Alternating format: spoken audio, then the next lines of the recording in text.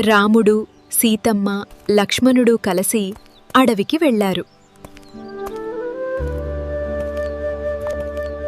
రాముడు, సీతమ్మ, లక్ష్మణుడు అడవిలో ప్రశాంతంగా జీవిస్తున్నారు. కానీ వారికి తెలియకుండా ఒక ప్రమాదం దగ్గరపడుతోంది. అడవిలో ఒక చిన్న అందమైన ఆశ్రమంలో ఉండడం ప్రారంభించారు.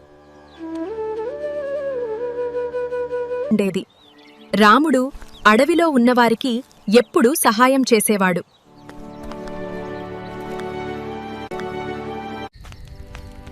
లక్ష్మణుడు మాత్రం అన్నను ఒక్క క్షణం కూడా ఒంటరిగా వదిలేవాడు కాదు.